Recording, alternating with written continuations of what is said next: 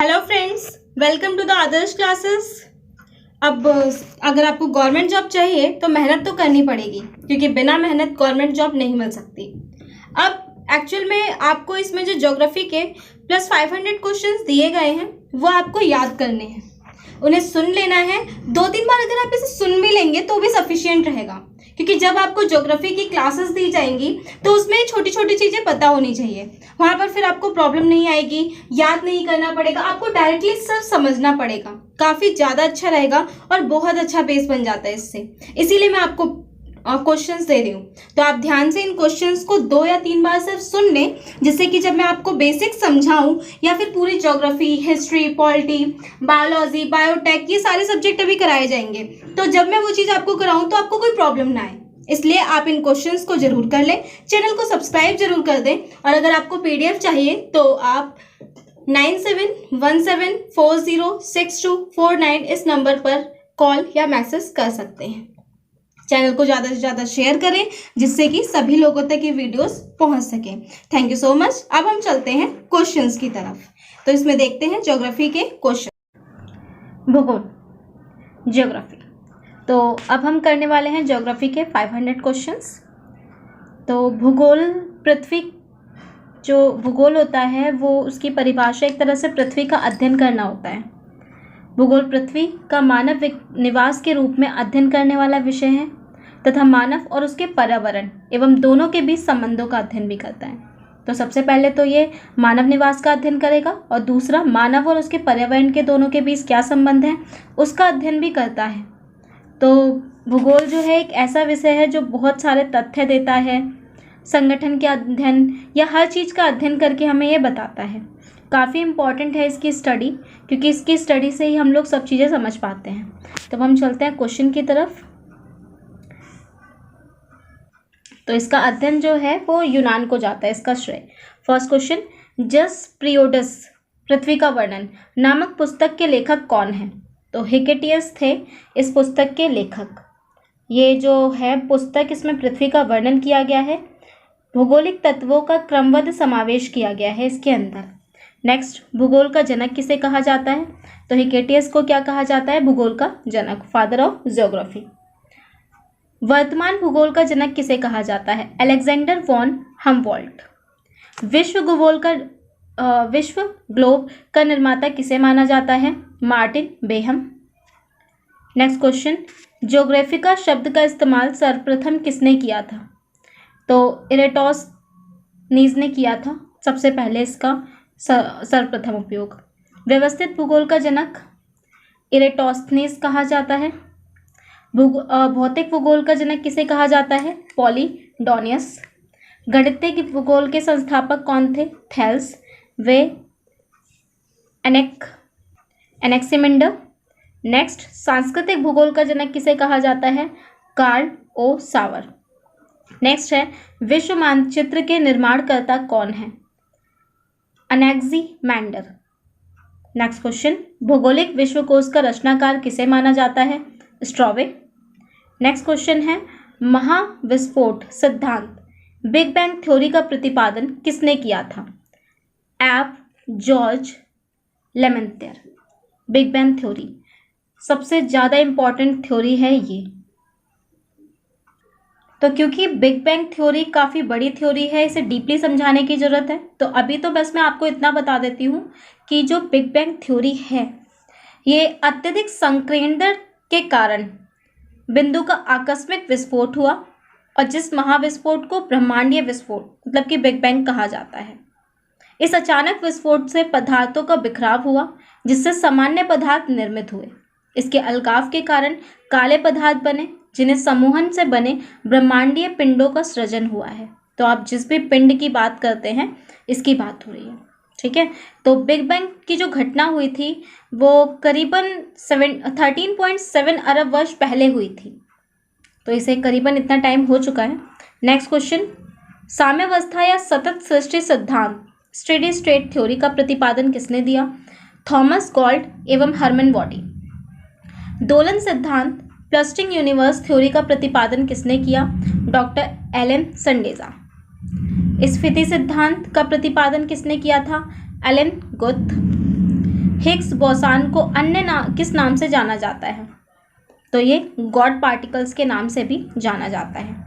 तो जो हमारे स्टीफन हॉकिंग्स थे उनका कहना था कि जो पृथ्वी है वो गॉड पार्टिकल्स के थ्रू ही खत्म होगी।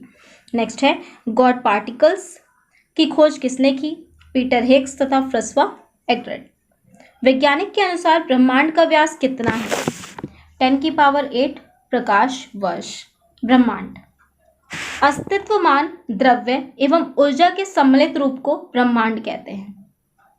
एक तरह से सूक्ष्मतम अणुओं से लेकर महाकाय आकाश गंगाओं तक के सम्मिलित स्वरूप को ब्रह्मांड कहा जाता है। ठीक है, तो ये ब्रह्मांड की उत्पत्ति ही इस सिद्धांतों से हुई है। जैसे कि मैंने अभी बिग बैंग थ्योरी बताया था तो उसकी उत्पत्ति ब्रह्मांड से हुई है। स्टेडी स्टेट थ्योरी बताया था, तो ये सब ब्रह्मांड की उत्पत्ति के लिए थ्योरी की गई है। नेक्स्ट है, वैज्ञानिकों के अनुसार ब्रह्मांड में लगभग कितने अरब मंदाकिनी गैलेक्सी हैं? तो कितने हैं? 100 अरब। वैज्ञानिकों के अनुसार प्रत्येक मंदाकिनी में लगभग कितने तारे हैं? 100 अरब तारे प्रत्येक मंदाकिनी में हैं। हम जिस मंदाकिनी में रहते हैं उसका नाम क्या है? दुग्ध मेखला, मिल्की वे।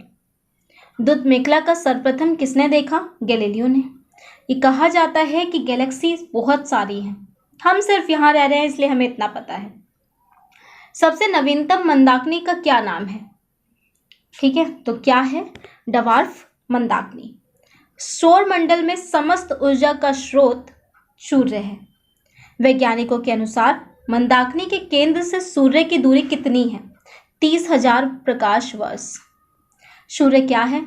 एक गैसीय गोला। किसका बना है? हाइड्रोजन का। कितने परसेंट है? 71%। ठीक है, तो सूर्य में सबसे अधिक कौन सी गैस पाई जाती है? हाइड्रोजन। ये यहाँ पर हाइड्रोजन। इसके बाद सूर्य में हाइड्रोजन का प्रतिशत कितना है? 71%। सूर्य में दूसरा सबसे अधिक पाया जाने वाला गैस कौन सा है? हीलियम, 26.5%। सूर्य का केंद्रीय भाग क्या कहलाता है? क्रोड। सूर्य के बाहरी सतह का तापमान कितना होता है? 6000 सेल्सियस। सूर्य के केंद्रीय भाग का तापमान कितना होता है? 1.5 × 10⁷ सेल्सियस। सूर्य किस सिद्धांत पर कार्य करता है? नाभिकीय संलयन। ठीक है, नाभिकीय संलयन के सिद्धांत पर कार्य करता है। सूर्य ग्रहण के समय सूर्य के दिखाई देने वाले भाग को क्या कहते हैं? कोरोना। ठीक है, क्या कहते हैं? तो कोरोना जो है उसे हिंदी में वैसे सूर्य किरीट कहा जाता है। तो ये सूर्य ग्रहण के समय सूर्य के दिखाई देने वाला भाग होता है। सूर्य किरीट कोरोना एक्सरे उत्सर्जित करता है, इसे सूर्य का मुकुट भी कहा जाता है। और पूर्ण सूर्य ग्रहण के समय कोरोना से प्रकाश की प्राप्ति होती है। नेक्स्ट क्वेश्चन, सूर्य के प्रकाश को पृथ्वी तक पहुंचने में कितना समय लगता है? 8 मिनट, 16.66 सेकेंड। सूर्य का व्यास कितना होता है? 13,92,000 किलोमीटर। सूर्य का व्यास पृथ्वी के व्यास का कितना गुना अधिक है? 110 गुना। सूर्य पृथ्वी से कितना गुना बड़ा है? 13 लाख गुना सूर्य पृथ्वी से बड़ा है। ग्रहों द्वारा सूर्य की परिक्रमा करने की बात सर्वप्रथम किसने की थी? Nicholas Copernicus. क्योंकि इससे पहले ये कहा जा रहा था कि पृथ्वी जो है पृथ्वी की परिक्रमा सूर्य कर रहा है, बट इन्होंने आके चेंज कर दी थ्योरी। सूर्य केंद्रीय सिद्धांत का प्रतिपादन किसने किया? Nicholas Copernicus. ग्राह्य कक्षाओं के नियम की खोज किसने की?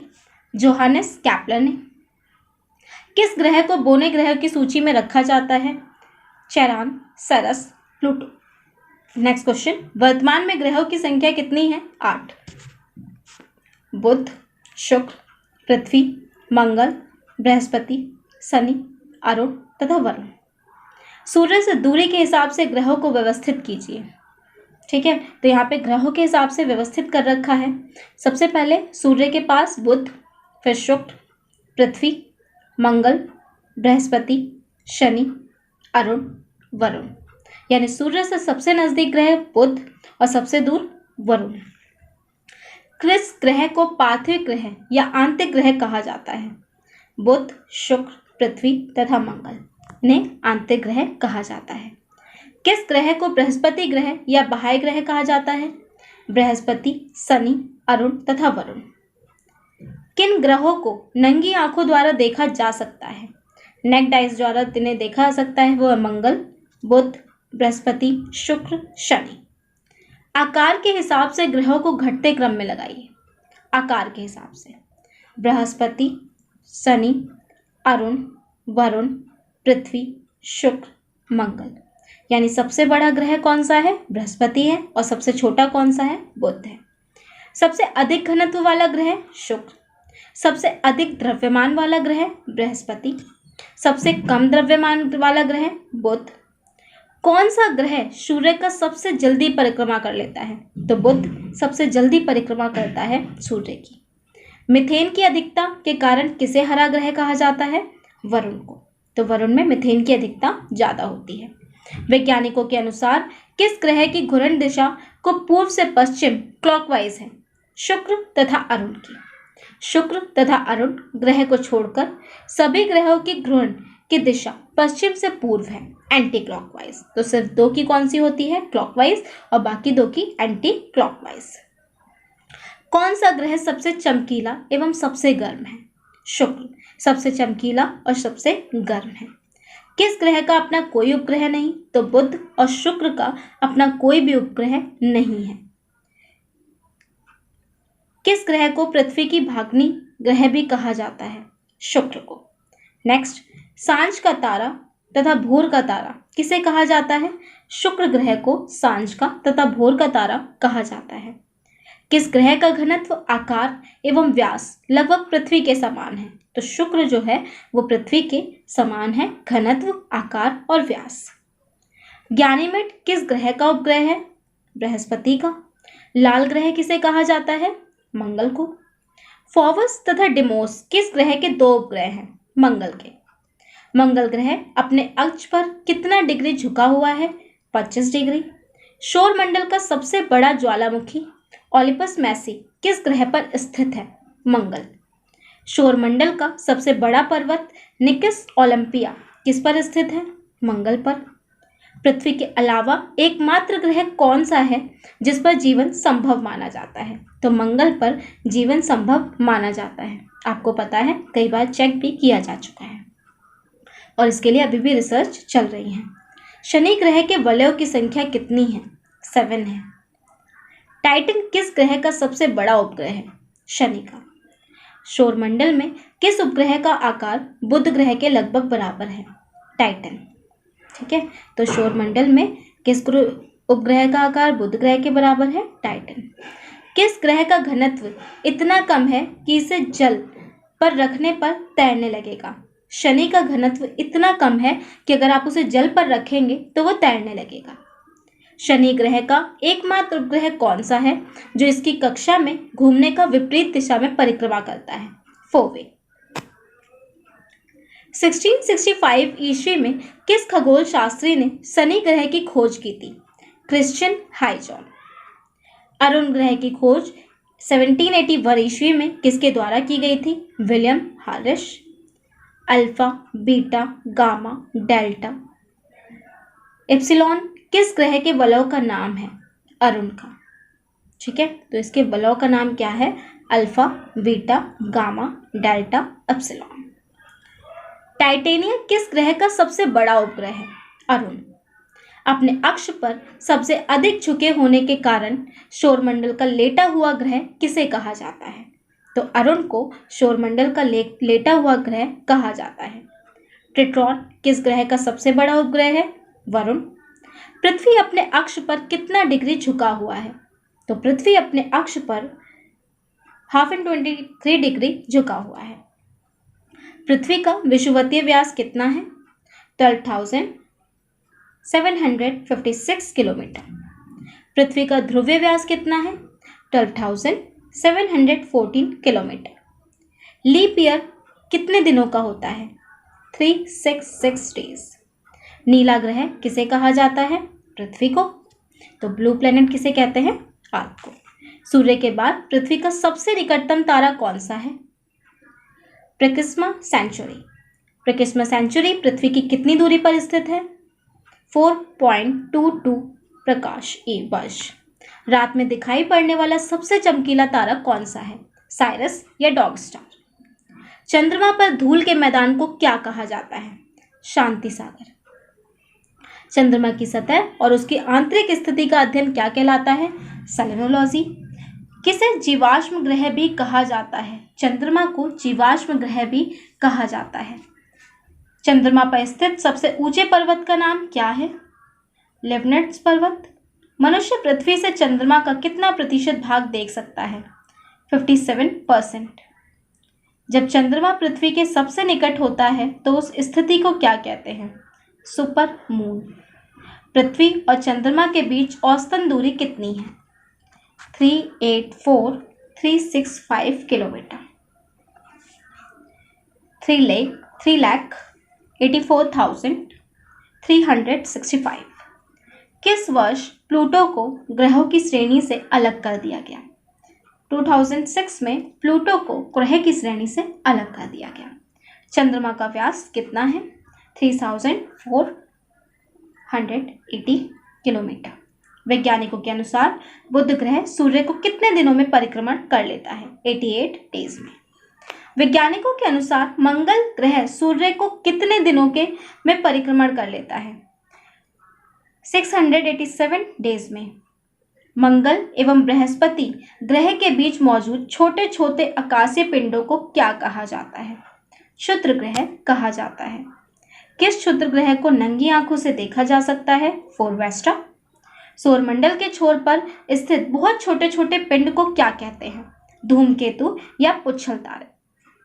हेले नामक धूमकेतु कितने वर्ष में एक बार दिखता है? 76। हेले नामक धूमकेतु आखिरी बार कब दिखाई दिया?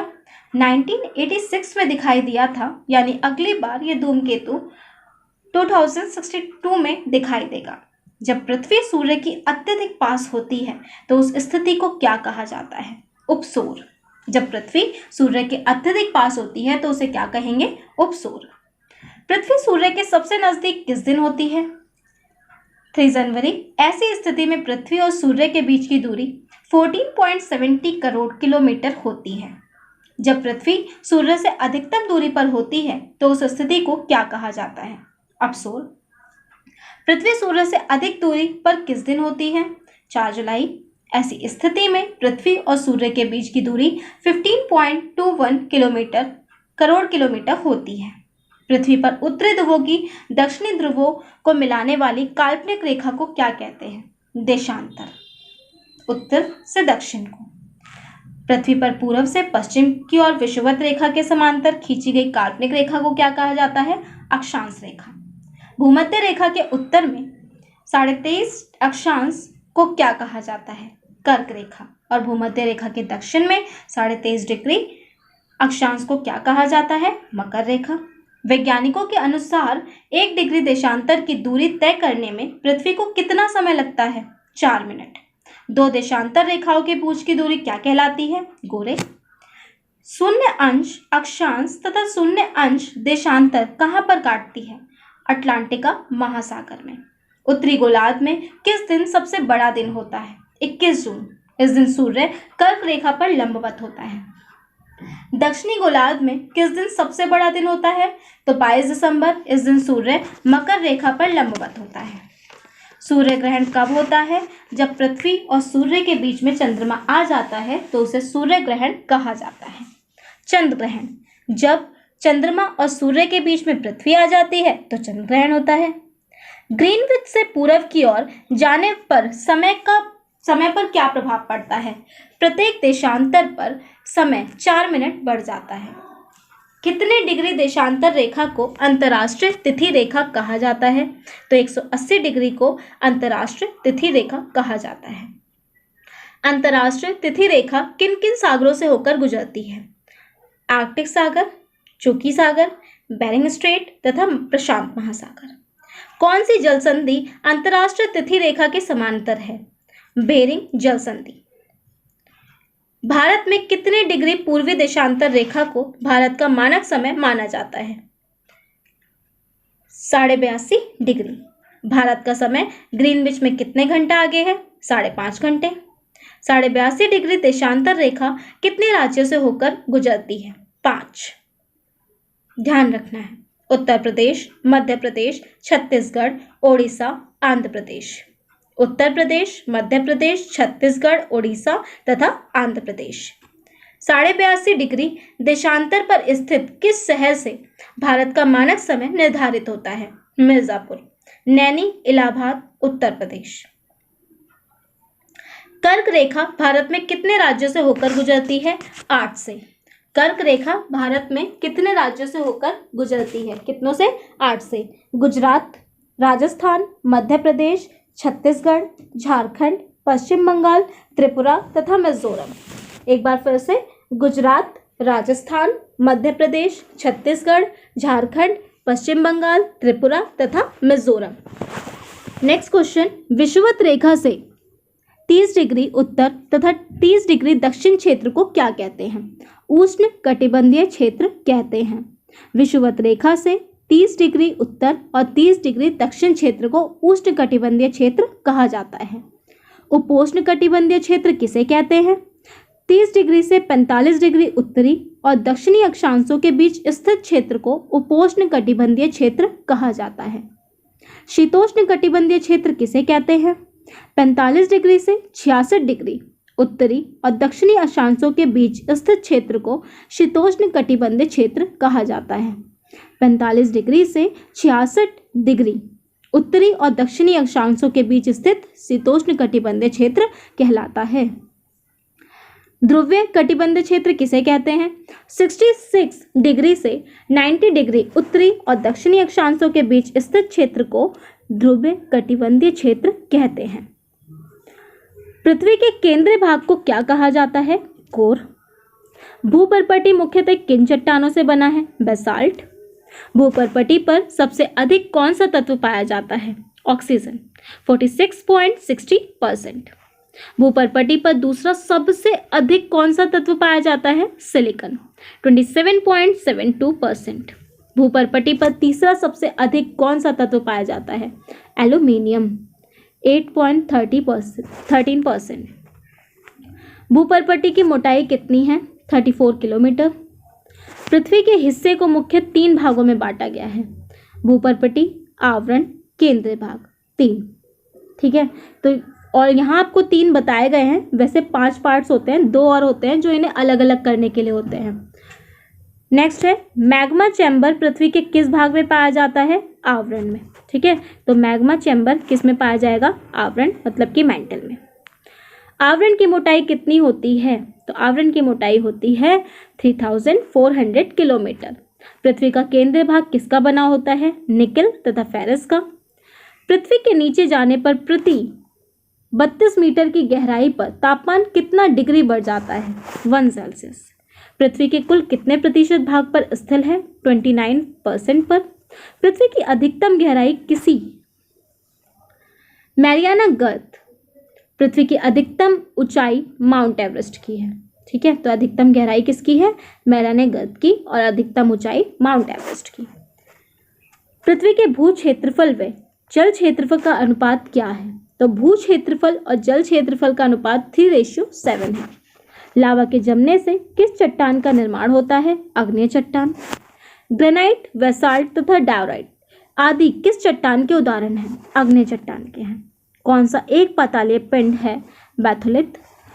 जब मैग्मा भूपृष्ठ के समानांतर परतों में फैलकर जमता है तो उसे क्या कहते हैं? सील। चूना पत्थर का रूपांतरित रूप क्या है? संगमरमर। ग्रेनाइट का रूपांतरित रूप क्या है? नीस। बलुआ पत्थर का रूपांतरित रूप? क्वार्ट्जाइट। लिग्नाइट कोयला का रूपांतरित रूप क्या है? एंथ्रोसाइट कोयला। लिग्नाइट कोयला का रूपांतरित रूप है। बिटुमिनस कोयला का रूपांतरित रूप क्या है? ग्राफाइट। शैल का रूपांतरित रूप क्या है? स्लेट। ग्रेवो का रूपांतरित रूप? सरपेंटाइन। बलुआ पत्थर, चूना पत्थर, स्लेट, कांगोमेरेट तथा नमक की चट्टान किस चट्टान के उदाहरण हैं? अवसादी चट्टान के उदाहरण हैं। अवसादी चट्टानें कैसी होती हैं? परतदार। सबसे प्राचीन चट्टान कौन सी है? आग्नेय। आग्नेय चट्टान को किस श्रेणी की चट्टानों में रखा जाता है? प्राथमिक श्रेणी की चट्टानों में। आगरा का किला तथा दिल्ली का लाल किला किस अवसादी चट्टानों का बना है? बलुआ पत्थर। लावा शीघ्र ही ठंडा होकर छोटे छोटे टुकड़ों में बदल जाता है, उसे क्या कहते हैं? सिंडर। तो ज्वालामुखी से जो लावा निकलता है वो शीघ्र ही छोटे छोटे टुकड़ों में बट जाता है और उसे सिंडर कहा जाता है। कोलिमा ज्वालामुखी किस देश में स्थित सक्रिय ज्वालामुखी है? मैक्सिको। एटना स्ट्रोम्बोली ज्वालामुखी किस देश में स्थित सक्रिय ज्वालामुखी है? इटली। भूमध्य सागर का प्रकाश स्तंभ किस ज्वालामुखी को कहा जाता है? एस्ट्रोम्बोली। वेसुवियस, कार्काटोआ, फ्यूजियामा तथा मेन किस ज्वालामुखी के उदाहरण हैं? प्रसुप्त ज्वालामुखी के उदाहरण हैं। ज्वालामुखी अलग अलग तरीके के होते हैं एक्चुअल में। एक्टिव मतलब कि कुछ ऐसे होते हैं इसमें धीरे धीरे से बौछार निकल रही होती है, कुछ ऐसे होते हैं जो शांत रहते हैं बिल्कुल, कुछ में एकदम से विस्फोट हो जाता है, तो इस तरह के ज्वालामुखी होते हैं। दमवंत, पोपा, किलिमंजारो, जिम्बंजारो, बराजो किस ज्वालामुखी के उदाहरण है? शांत ज्वालामुखी। किस महाद्वीप में एक भी ज्वालामुखी नहीं है? Australia. Fire ring of the Pacific किसे कहा जाता है? प्रशांत महासागर की परिमेखला को। किस ज्वालामुखी के साथ जल तथा वाष्प भी बाहर निकलता है तो उसे क्या कहते हैं? गैसर। विश्व का सबसे ऊंचा ज्वालामुखी पर्वत कौन सा है? कोटापैक्सी, इक्वाडोर। ऊंचाई है 19,630 फीट। विश्व का सबसे ऊंचा सक्रिय ज्वालामुखी ओजस डेल सलाडो किस देश में स्थित है? Argentina, Chile border. दक्षिण अमेरिका में है, एंडीज पर्वतमाला पर। विश्व का सबसे ऊंचा शांत ज्वालामुखी एकांकागुआ किस पर्वत पर स्थित है? एंडीज पर्वत पर। भूकंप के अध्ययन को क्या कहा जाता है? सिस्मोलॉजी। कौन सी तरंगे सबसे अधिक विनाशकारी होती हैं? सतही तरंगे या एल तरंगे। ये भूकंप में होती हैं, अलग अलग तरीके की होती हैं, PSL तो उन्हें कहा जा रहा है। कौन सी तरंगे सिर्फ ठोस माध्यम से होकर गुजरती हैं? द्वितीय तरंगे या एस तरंगे। भूकंपीय तरंगों को किस यंत्र द्वारा रेखांकित किया जाता है? सिस्मोग्राफ द्वारा रेखांकित किया जाता है। कौन सी तरंगे एवं पदार्थों में नहीं गुजार सकती? तो कौन सी तरंगे द्रव पदार्थों में नहीं गुजार सकती? ग्राउंड तरंग। भूकंप के उद्भव के स्थान को क्या कहा जाता है? भूकंप केंद्र। भूकंप के केंद्र के ठीक ऊपर पृथ्वी की सतह पर स्थित बिंदु को क्या कहा जाता है? भूकंप अधिकेंद्र। तो भूकंप के केंद्र के ठीक ऊपर जो पृथ्वी की सतह होती है उस बिंदु को क्या कहेंगे? भूकंप अधिकेंद्र। भूकंप की तीव्रता मापने वाले यंत्र को क्या कहते हैं? Richter scale. विश्व की सबसे लंबी रिफ्ट घाटी कौन सी है? जॉर्डन नदी घाटी, 4800 किलोमीटर। विंध्याचल एवं सतपुड़ा, नीलगिरी, पारसनाथ तथा राजमहल की पहाड़ियां किसका उदाहरण है? चट्टानों के अपर्दन का। भारत की कौन सी पर्वत श्रेणी सबसे पुरानी वलित पर्वत है? अरावली पर्वत। गुलशिखर किस पर्वत की सबसे ऊंची चोटी है? माउंट आबू। समुद्र तल के निकट स्थित मैदान का निर्माण नदियों के अपर्दन का फलस्वरूप होता है तो क्या कहलाता है? संप्राय मैदान। हवा द्वारा उड़ाकर लाई गई मिट्टी और बालू के कणों से निर्मित मैदान को क्या कहा जाता है? लोएस मैदान। एनाकोंडा, जिसे विश्व का सबसे बड़ा सांप माना जाता है, किस वन में पाया जाता है? उष्णकटिबंधीय सदाबहार वन। 200 सेंटीमीटर से अधिक वर्षा वाले वन को क्या कहा जाता है? उष्णकटिबंधीय सदाबहार वन। 150 सेंटीमीटर से कम वर्षा वाले वन को क्या कहा जाता है? उष्णकटिबंधीय पतझड़ वन। किस वन में वृक्ष की पत्तियां नुकीली होती हैं? टैगा वन में।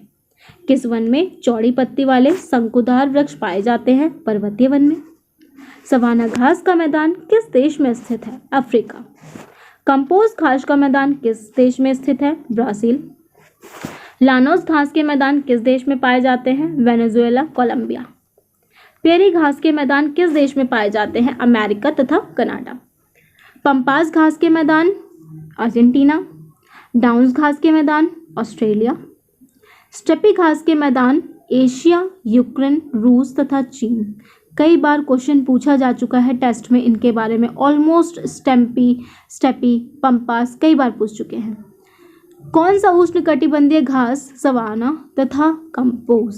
कौन सा शीतोष्णकटिबंधीय घास है? पेरी, पंपास, स्टेपी तथा डाउन्स। वेल्ड घास के मैदान कहाँ पाए जाते हैं? दक्षिण अफ्रीका। ये भी इंपॉर्टेंट है।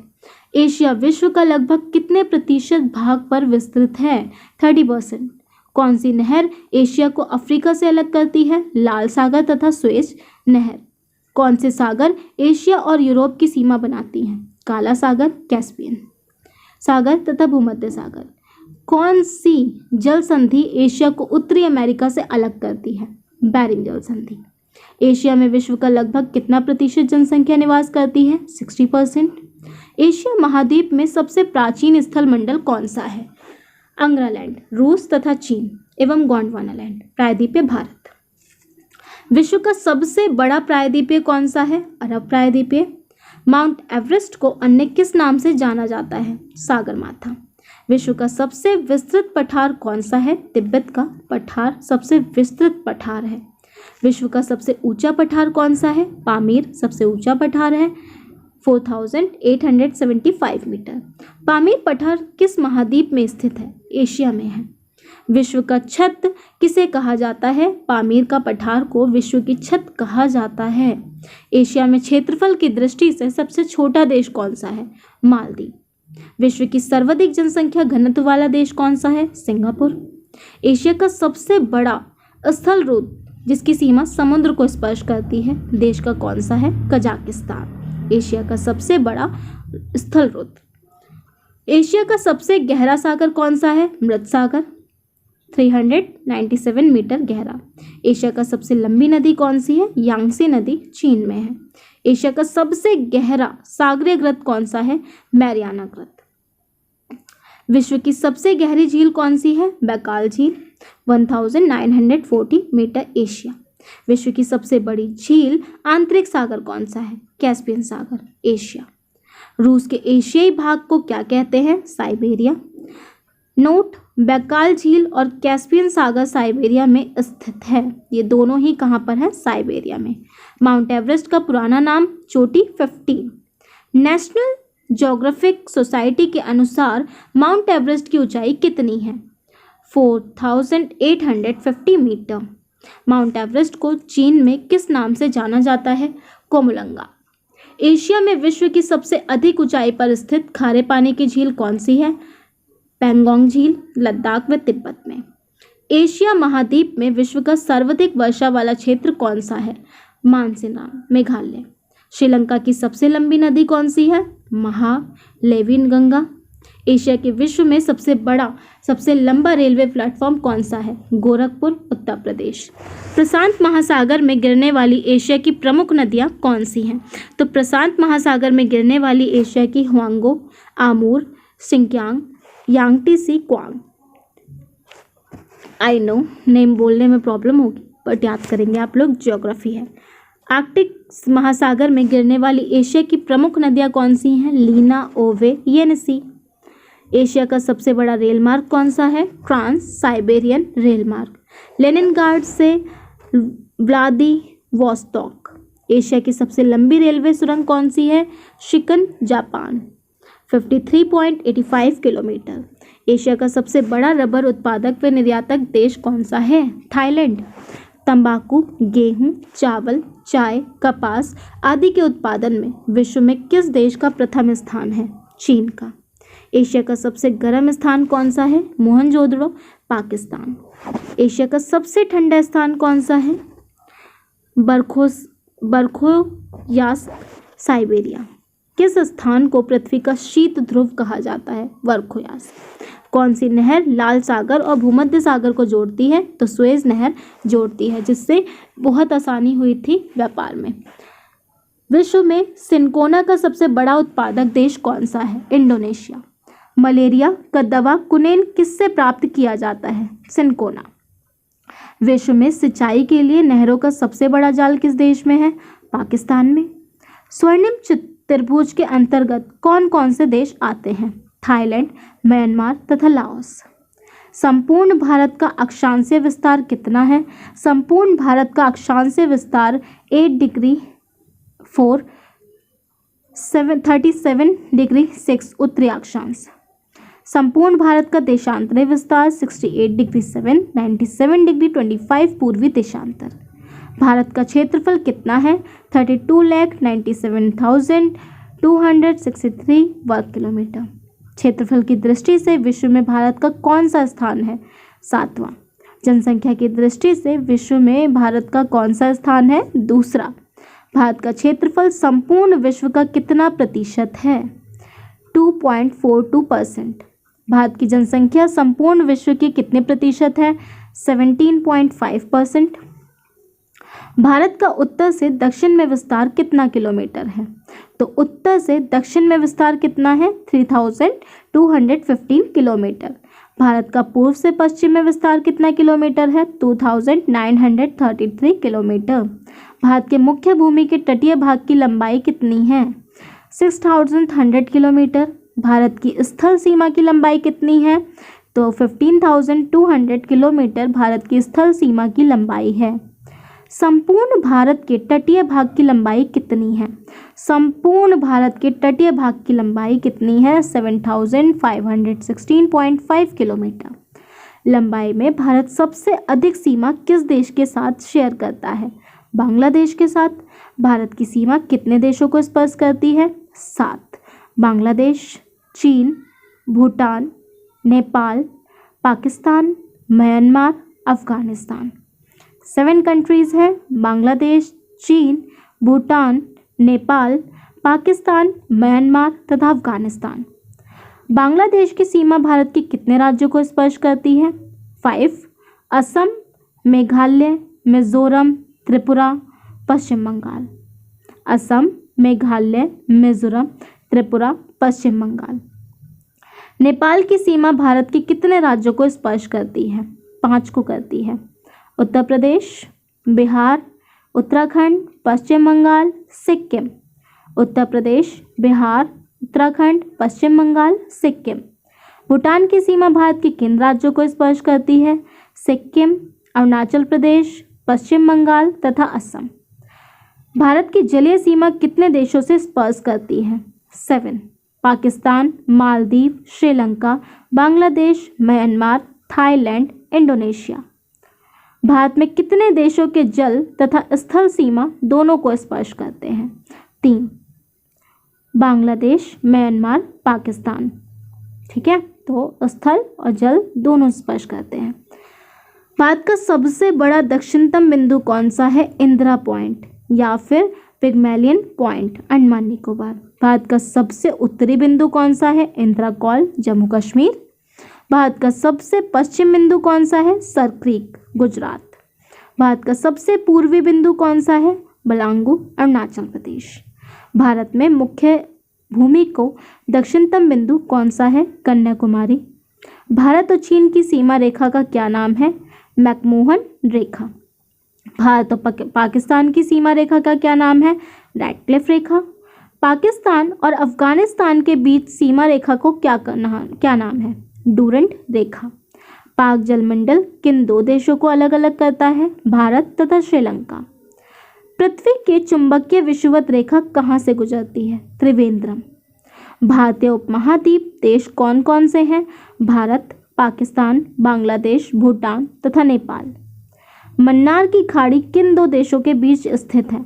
भारत तथा श्रीलंका। भारत के किस राज्य की तटीय रेखा सबसे लंबी है? गुजरात। गुजरात की तटीय रेखा सबसे ज़्यादा लंबी है। ठीक है, 1663 किलोमीटर।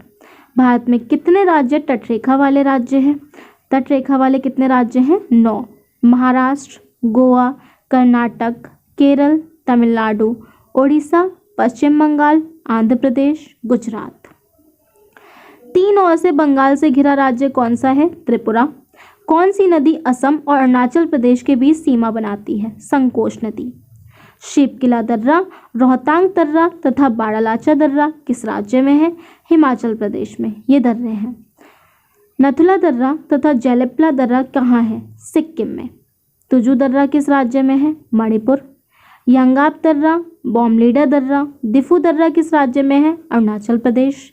लीपुलेखा दर्रा, माना दर्रा, नीति दर्रा किस राज्य में है? उत्तराखंड। भारत का सबसे ऊंचा दर्रा कौन सा है? काराकोरम। लेह को कश्मीर घाटी से कौन सा दर्रा जोड़ता है? जोजिला। कौन सा दर्रा श्रीनगर से गिलगित को जोड़ता है? बुलसिल। जम्मू से श्रीनगर को कौन सा दर्रा जोड़ता है? बनिहाल। शिमला से तिब्बत को जोड़ने वाला दर्रा कौन सा है? शिवकिला। भूवैज्ञानिक के अनुसार हिमालय के स्थान पर पहले कौन सा समुद्र था? टथिस। भारत की सबसे ऊंची चोटी कौन सी है? K2 Godwin ऑस्टिस। ऊंचाई है 8611 मीटर। शिवालिक व लघु हिमालय के बीच कौन सी घाटी स्थित है? काठमांडू घाटी। मैकाल पठार किस राज्य में है? छत्तीसगढ़। मालवा का पठार किस राज्य में है? मध्य प्रदेश तथा छत्तीसगढ़। मैकाल की पहाड़ी का सर्वोच्च शिखर कौन सा है? अमरकंटक। नर्मदा नदी, सोन नदी, महानदी का उद्गम स्थल कहाँ पर है? अमरकंटक। किस पठार को भारत का रूर भी कहा जाता है? छोटा नागपुर पठार। सतपुड़ा की पहाड़ियाँ किस राज्य में स्थित हैं? मध्य प्रदेश। सतपुड़ा पहाड़ी की सबसे ऊंची चोटी कौन सी है? धूपगढ़ी। ताप्ती नदी का उद्गम स्थल कहाँ पर है? सतपुड़ा पर्वत श्रेणी। पश्चिम घाट को अन्य किस नाम से जाना जाता है? सह्याद्री। उत्तरी सह्याद्री का सर्वोच्च शिखर कौन सा है? काल सुबाई। दक्षिणी सह्याद्री का सर्वोच्च शिखर कौन सा है? कुंद्रमुख। महाबलेश्वर चोटी का उच्चतम बिंदु कौन सा है? Wilson point. दक्कन का पठार किस राज्य में है? महाराष्ट्र। सावित्री, वेन्ना, गायत्री, कोयना तथा कृष्णा नदी का उद्गम स्थल कहाँ पर है? महाबलेश्वर। थाल घाट दर्रा किन दो शहरों के बीच स्थित है? मुंबई तथा नासिक के बीच में थाल घाट दर्रा स्थित है। नेक्स्ट क्वेश्चन, भोरघाट दर्रा किन दो स्थानों को जोड़ता है? मुंबई तथा पुणे। नेक्स्ट है, कोयम्बटूर तथा कोचिन को जोड़ने वाला दर्रा कौन सा है? पालघाट दर्रा। नीलगिरी की पहाड़ियाँ किस राज्य में स्थित हैं? तमिलनाडु। धारवाड़ का पठार किस राज्य में है? कर्नाटक। दक्षिण भारत की सबसे ऊंची चोटी अन्नामुंडी किस पहाड़ी पर स्थित है? अन्नामलाई पहाड़ी। आंध्र प्रदेश और उड़ीसा के तटीय भाग में कौन सी पहाड़ी स्थित है? महेंद्रगिरी। कन्याकुमारी से कृष्णा डेल्टा तक का तट कौन सा तट कहलाता है? कोरोमंडल तट। पारादीप बंदरगाह किस राज्य में है? उड़ीसा। तूतीकोरिन तथा एन्नोर बंदरगाह किस राज्य में है? तमिलनाडु। हल्दिया बंदरगाह किस राज्य में है? पश्चिम बंगाल। गुजरात से गोवा तक का तटीय क्षेत्र क्या कहलाता है? कोंकण तट। गोवा से कर्नाटक तक का तटीय क्षेत्र क्या कहलाता है? केनरा तट। कर्नाटक से कन्याकुमारी तक का तटीय क्षेत्र क्या कहलाता है? मालाबार तट। मोरमुगांव बंदरगाह किस राज्य में है? गोवा। नाहवा शोवा बंदरगाह किस राज्य में स्थित है? महाराष्ट्र। मालदीव तथा मिनिकॉय के मध्य कितना डिग्री चैनल गुजरता है? 8 डिग्री चैनल। लक्षद्वीप तथा मिनिकॉय के बीच कितना डिग्री चैनल गुजरता है? 9 डिग्री चैनल। छोटा अंडमान तथा कार निकोबार के बीच कितना डिग्री चैनल गुजरता है? 10 डिग्री चैनल। सुमात्रा तथा निकोबार के मध्य कौन सा चैनल है? Grand channel. दक्षिण अंडमान व लघु अंडमान के बीच कौन सा पास है? दक्कन पास। अंडमान निकोबार द्वीप समूह की सबसे ऊंची चोटी का नाम क्या है? Sandal peak. पवन द्वीप कहाँ स्थित है? मन्नार की खाड़ी में। बैनर किस राज्य यूनियन टेरिटरीज में स्थित है? एक सक्रिय ज्वालामुखी है। अंडमान निकोबार। अलकनंदा नदी का उद्गम स्थल है संतोपत हिमानी। ब्रह्मपुत्र नदी बांग्लादेश में किस नाम से जानी जाती है? जमुना। गंगा नदी बांग्लादेश में किस नाम से जानी जाती है? पद्मा। कौन सी नदी बंगाल की खाड़ी में जाकर गिरती है? गंगा, गोदावरी, कावेरी, हुगली, बेगाई, कृष्णा, ब्रह्मपुत्र तथा महानदी। गंगा, गोदावरी, कावेरी, हुगली, बेगाई, कृष्णा, ब्रह्मपुत्र तथा महानदी। कौन सी नदी अरब सागर में जाकर गिरती है? सिंधु। कौन सी नदी खंबात की खाड़ी में जाकर गिरती है? ताप्ती, नर्मदा, साबरमती तथा माही। क्षिप्रा नदी का उद्गम स्थल है बरंडी पहाड़ी। गंडक नदी किस शहर के समीप गंगा नदी में मिल जाती है? पटना। सिंधु नदी का उद्गम स्थल है तिब्बत के सनोख्याबाव हिमनद। सतलुज नदी का उद्गम स्थल है राकशताल। सतलुज, चिन्नाब, रावी, व्यास तथा झेलम किसकी सहायक नदियां हैं? सिंधु नदी। कुरल, बनास, बामनी, सिप्ता तथा पार्वती किसकी सहायक नदियां हैं? चंबल नदी। लिसार, सरयू, चौकिया तथा सरमा किसकी सहायक नदियां हैं? सारदा नदी। यहाँ पर आपको सहायक नदियां याद करनी पड़ेंगी कि कौन सी नदी किस में हेल्प करती है। तो ये नदियां आपको एक एक करके याद करनी पड़ेंगी कि कौन कौन सी नदी किस किस की सहायक नदियां बनती हैं, कौन द्रोणी बनती हैं, ये सारी चीजें। यारू, इंद्रावती, लेखू किसकी सहायक नदियां हैं? कोसी नदी की। किस नदी को बिहार का शोक नदी कहा जाता है? कोसी नदी को बिहार का शोक नदी कहा जाता है। पूर्णा प्रमुख रूप से किसकी सहायक नदी है? ताप्ती नदी की प्रमुख सहायक नदी है पूर्णा। डिम्बोंग, लोहित, सेसरी, नोवा तथा दिहांग किसकी सहायक नदियां हैं? ब्रह्मपुत्र नदी। दक्षिण भारत का गंगा किसे कहा जाता है? कावेरी। कावेरी नदी का उद्गम स्थल है ब्रह्मगिरी पहाड़ी। राजस्थान की एकमात्र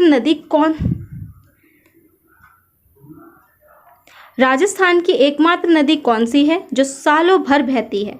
चंबल नदी सालों भर बहती है। चूलिया जलप्रपात किस नदी पर है? चंबल नदी पर। निम्न में से कौन सी प्रायद्वीपीय नदियां हैं?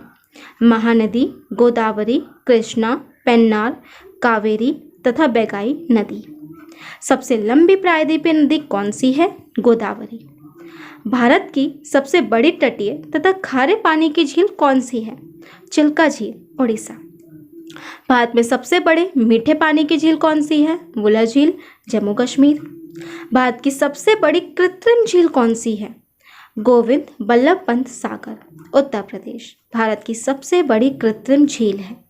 भारत में सबसे अधिक ऊंचाई पर स्थित झील कौन सी है? चुलामू झील, सिक्किम सबसे ऊंचाई पर है। महाराष्ट्र में स्थित कौन सी झील ज्वालामुखी उद्गार से निर्मित हुई है? लोनार झील ज्वालामुखी उद्गार से निर्मित हुई है। हुसैन सागर झील किस राज्य में स्थित है? तेलंगाना। तेलंगाना में हुसैन सागर झील स्थित है।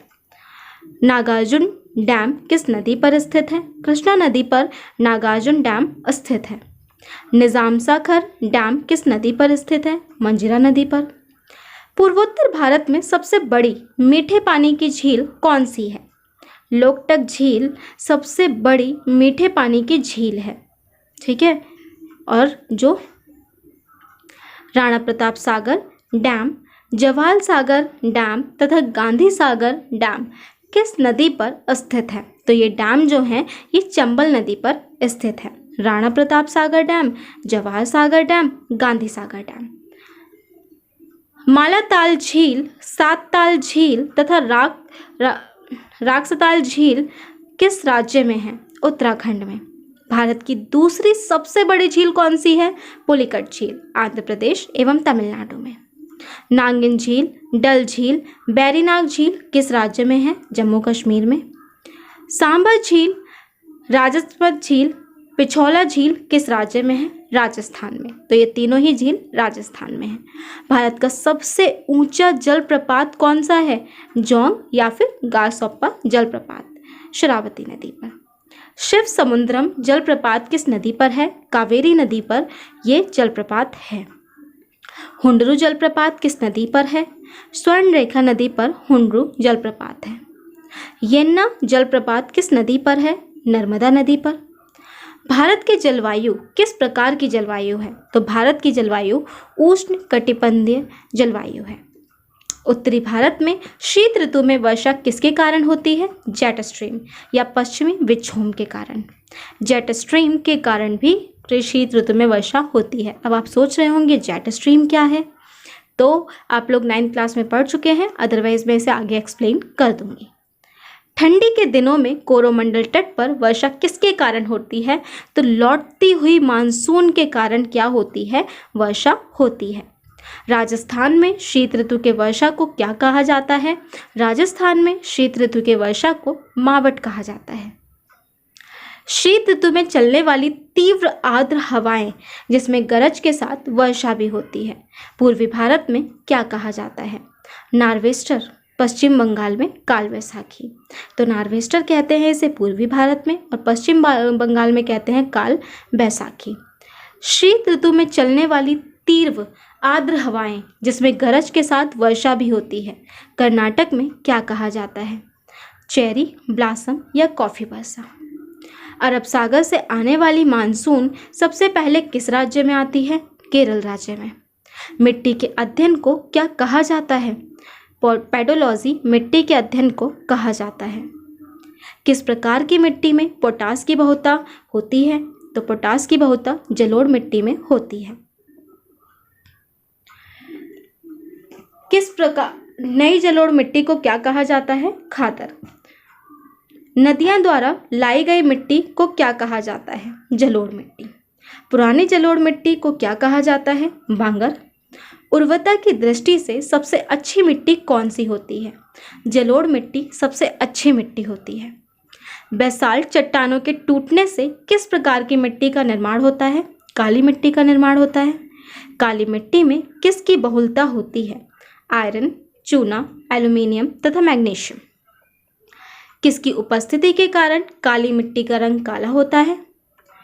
टिटैनियम, फेरस, मैग्नेटाइट तथा जीवाश्म। काली मिट्टी को अन्य किस नाम से जाना जाता है? रेगुर मिट्टी से। कपास की खेती के लिए कौन सी मिट्टी सर्वाधिक उपयुक्त है? काली मिट्टी सर्वाधिक उपयुक्त है। धान, गेहूं, तिलहन, दलहन, आलू तथा मक्का की खेती के लिए कौन सी मिट्टी सर्वाधिक उपयुक्त है? तो धान, गेहूं, तिलहन, दलहन, आलू, मक्का के लिए सर्वाधिक उपयोग मिट्टी है जलोढ़ मिट्टी। काली मिट्टी किस राज्य में पाई जाती है? तो काली मिट्टी महाराष्ट्र, गुजरात तथा मध्य प्रदेश आदि में पाई जाती है। महाराष्ट्र, गुजरात तथा मध्य प्रदेश आदि में पाई जाती है। लाल मिट्टी में किसकी बहुलता होती है? सिलिका तथा आयरन की लाल मिट्टी में क्या होती है? बहुलता। लाल मिट्टी किसकी उपस्थिति के कारण लाल रंग की होती है? तो लौह ऑक्साइड की उपस्थिति के कारण ये कैसी होती है? लाल होती है। कौन सी मिट्टी अम्लीय प्रकृति की होती है? तो लाल मिट्टी अम्लीय प्रकृति की होती है। किसका इस्तेमाल करके लाल मिट्टी की उर्वरता बढ़ाई जा सकती है? तो चूने का इस्तेमाल करके लाल मिट्टी की उर्वरता बढ़ाई जा सकती है।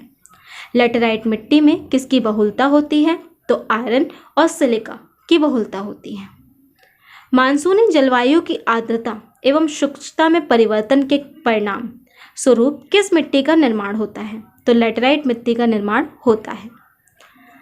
लेटेराइट मिट्टी में किसकी उपस्थिति के कारण इसका रंग सफ़ेद होता है? तो क्योलिन की उपस्थिति के कारण इसका रंग सफ़ेद होता है। कौन सी मिट्टी चाय एवं इलायची की खेती के लिए सर्वाधिक उपयुक्त है? तो लेटेराइट मिट्टी चाय और इलायची की खेती के लिए सर्वाधिक उपयुक्त है। भारत के कुल क्षेत्रफल का कितना प्रतिशत भाग कृषि के लिए उपयुक्त है? 51% कृषि के लिए उपयुक्त है। भारत का कुल क्षेत्रफल का लगभग कितना प्रतिशत भाग पर वन मौजूद है? तो 21% पर वन मौजूद है। विश्व में चावल तथा गेहूं के उत्पादन में भारत का कौन सा स्थान है? दूसरा स्थान है और पहला चीन का। भारत में कृषि योग्य भूमि के लगभग कितने प्रतिशत भाग पर गेहूं की खेती की जाती है? 15% भाग पर गेहूं की कृषि की जाती है। भारत में कृषि योग्य भूमि के लगभग कितने प्रतिशत भाग पर चावल की खेती की जाती है? 47%। देश में गेहूं के उत्पादन में किस राज्य का प्रथम स्थान है? तो देश में गेहूं के उत्पादन में उत्तर प्रदेश का प्रथम स्थान है। भारत में हरित क्रांति का संबंध किससे है? तो खाद्यान्न उत्पादन से हरित क्रांति का संबंध है। भारत में हरित क्रांति का जनक किसे कहा जाता है? Doctor M.S. स्वामीनाथन को भारत में हरित क्रांति का जनक कहा जाता है। भारत में हरित क्रांति की शुरुआत कब हुई थी? 1967 टू 1968 में भारत में हरित क्रांति की शुरुआत हुई थी। विश्व में उर्वरक उत्पादन में पहला स्थान पर कौन है? चीन। भारत तीसरे स्थान पर है। श्वेत क्रांति का संबंध किससे है? दुग्ध उत्पादन से। नीली क्रांति का संबंध किससे है? मछली उत्पादन से। भूरी क्रांति का संबंध किससे है? उर्वरक उत्पादन से। रजत क्रांति का संबंध अंडा उत्पादन से। पीली क्रांति का तिलहन उत्पादन से। लाल क्रांति का मांस उत्पादन तथा टमाटर उत्पादन से। गुलाबी क्रांति का संबंध झींगा मछली उत्पादन से। बादामी क्रांति का संबंध मसाला उत्पादन से। सुनहरी क्रांति का संबंध फल उत्पादन से। अमृत क्रांति का संबंध नदी जोड़ो परियोजना से है।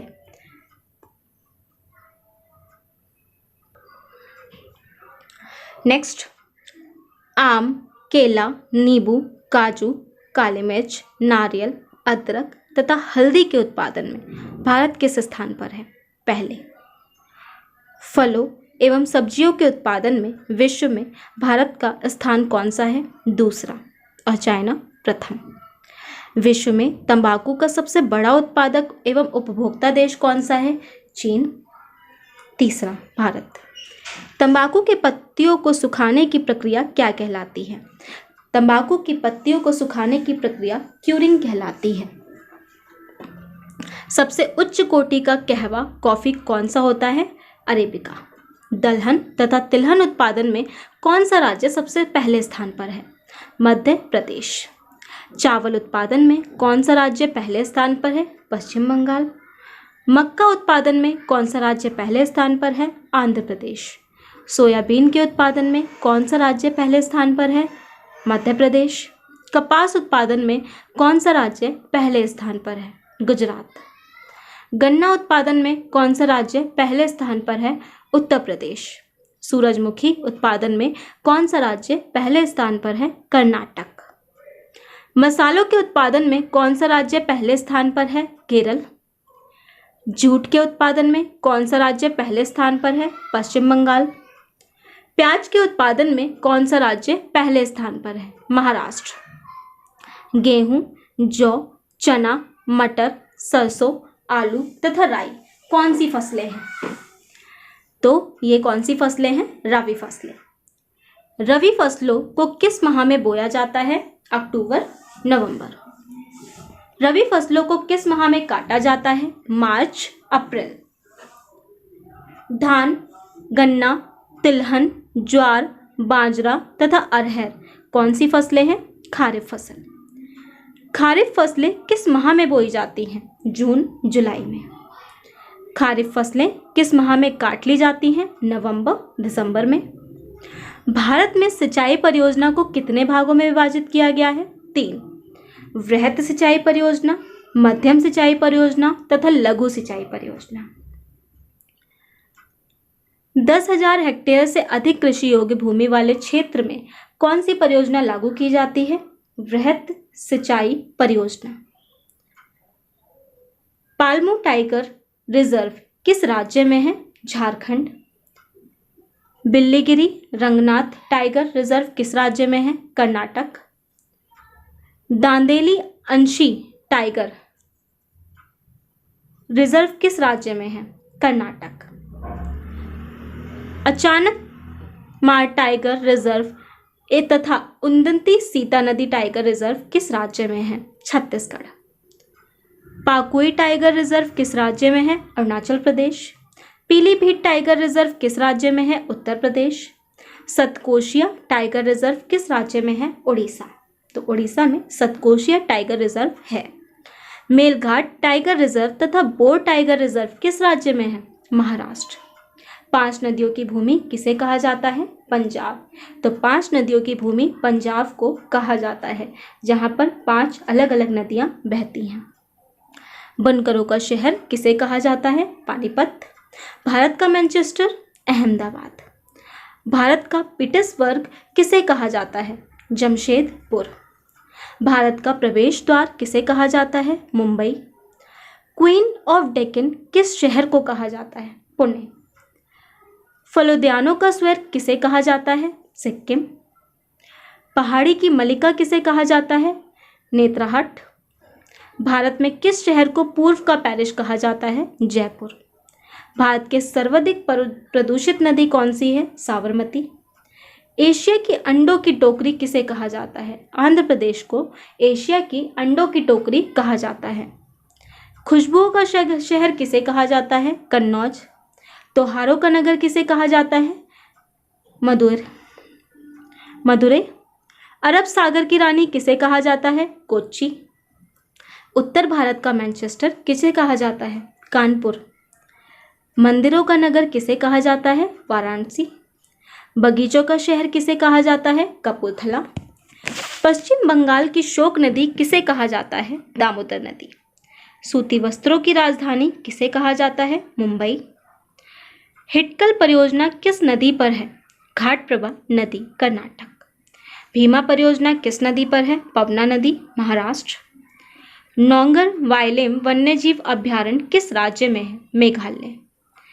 पंखुई वन्यजीव अभयारण्य किस राज्य में है? अरुणाचल प्रदेश। पंचमंडी वन्यजीव अभयारण्य किस राज्य में है? मध्य प्रदेश। पराम्बिकुलम वन्यजीव अभयारण्य किस राज्य में है? केरल। डाम्फा वन्यजीव अभयारण्य किस राज्य में है? मिजोरम। वेदांतगल वन्यजीव अभयारण्य किस राज्य में है? तमिलनाडु। कुंभलगढ़ वन्यजीव अभयारण्य किस राज्य में है? राजस्थान। घाना पक्षी विहार किस राज्य में है? राजस्थान। सोमेश्वर वन्यजीव अभयारण्य किस राज्य में है? कर्नाटक। दालमा वन्यजीव अभयारण्य किस राज्य में है? झारखंड। भारत का प्रथम राष्ट्रीय उद्यान कौन सा है? जिम कॉर्बेट राष्ट्रीय उद्यान, उत्तराखंड भारत का प्रथम राष्ट्रीय उद्यान है। काफी इंपॉर्टेंट है, जिम कॉर्बेट राष्ट्रीय उद्यान। भारत की सर्वाधिक राष्ट्रीय उद्यान किस राज्य में है? मध्य प्रदेश, 11 हैं। भारत का सबसे बड़ा राष्ट्रीय उद्यान कौन सा है? हेमिश नेशनल पार्क लेह में है सबसे बड़ा राष्ट्रीय उद्यान। भारत में सर्वाधिक 94 वन्यजीव अभयारण्य में से किस राज्य या यूनियन टेरिटरीज में है? तो अंडमान निकोबार 94। शीतकाल में भारत में साइबेरियाई सारस किस पक्षी विहार में प्राय दिखाई पड़ते हैं? केलवादेव घना पक्षी विहार, राजस्थान, जहाँ पे साइबेरियाई सारस दिखाई पड़ते हैं। काराकुम नामक रेगिस्तान किस देश में है? तुर्कमेनिस्तान। अट्टाकामा नामक रेगिस्तान किस देश में है? चिली। कालाहारी नामक रेगिस्तान किस देश में है? बोत्सवाना। रेंडियर झील किस देश में है स्थित है? कनाडा। लांडोगा झील तथा ओनेगा झील किस देश में स्थित है? रूस। बालखस झील किस देश में स्थित है? कजाकिस्तान। ग्रेट सेव झील किस देश में स्थित है? कनाडा। मिशिगन झील किस देश में स्थित है? संयुक्त राज्य अमेरिका। आया झील किस देश में स्थित है? ऑस्ट्रेलिया। विश्व की सबसे लंबी मीठे जल की झील कौन सी है? टांगानिका झील। विश्व की सबसे बड़ी झील कौन सी है? कैस्पियन सागर। विश्व की सबसे बड़ी खारे पानी की झील कौन सी है? कैस्पियन सागर। विश्व की सबसे बड़ी मीठे जल की झील कौन सी है? सुपीरियर झील। काफ़ी इंपॉर्टेंट है ये भी। इसकी कुल झील किस देश में है? किर्गिस्तान। युगांडा तंजानिया के बीच कौन सी झील अंतर्राष्ट्रीय सीमा बनाती है? विक्टोरिया झील अंतर्राष्ट्रीय सीमा बनाती है युगांडा तथा तंजानिया के बीच। असवान तथा काहिरा नगर किस नदी के किनारे बसे हैं? नील नदी के। बगदाद किस नदी के किनारे बसा है? टाइग्रिस नदी। बर्लिन किस नदी के किनारे बसा है? स्प्रे नदी। तो बर्लिन जो है वो किस नदी के किनारे बसा हुआ है? स्प्रे नदी। सेंट लुइस किस नदी के किनारे बसा है? मिसिसिपी नदी। ब्यूनस आयर्स किस नदी के किनारे बसा है? ला प्लाटा नदी। लंदन किस नदी के किनारे बसा है? टेम्स नदी। तो लंदन किस नदी के किनारे बसा हुआ है? टेम्स नदी। पेरिस किस नदी के किनारे बसा है? सीन नदी। मॉस्को किस नदी के किनारे बसा है? मोस्कावान नदी। प्राग किस नदी के किनारे बसा है? विंतवा। रोम किस नदी के किनारे बसा है? टाइबर। पर्थ किस नदी के किनारे बसा है? स्वान। जिब्राल्टर जलडमरू मध्य किन दो देशों को अलग अलग करता है? स्पेन तथा मोरक्को, यूरोप एवं अफ्रीका। डोवर जलडमरू मध्य किन दो देशों को अलग करता है? ब्रिटेन तथा फ्रांस। मलक्का जलडमरू मध्य किन दो देशों को अलग अलग करता है? मलाया तथा सुमात्रा। वाव एवं मंडप जल संधि किसे आपस में जोड़ती हैं? लाल सागर तथा अरब सागर को आपस में जोड़ती हैं वाव एवं मंडप जल संधि। 7 पहाड़ियों का नगर किसे कहा जाता है? रोम को। गगनचुंबी इमारतों का नगर किसे कहा जाता है? न्यूयॉर्क को। चीन की शोक नदियाँ किसे कहा जाता है? हुआंगो नदी, पीली नदी। मोतियों का द्वीप किस देश को कहा जाता है? बहरीन को। तो क्वेश्चन यहीं पे पूरे होते हैं। Thank you so much. Please subscribe the channel. और ये जो क्वेश्चंस हैं ये आपको याद करने हैं, क्योंकि यहाँ पर आपका बेस बनेगा और वर्ड टू वर्ड जब चीज़ें आपको याद होंगी तो इसका मतलब आपको नेमिंग कंफर्म होगी। और जब आपको चैप्टर्स समझाए जाएंगे पूरे अच्छे से तो उस टाइम को आपको ये प्रॉब्लम नहीं होगी कि आखिर ये क्या चीज़ बताई जा रही है, वो आपको पहले से पता होगी। Thank you so much. Please like, share and subscribe.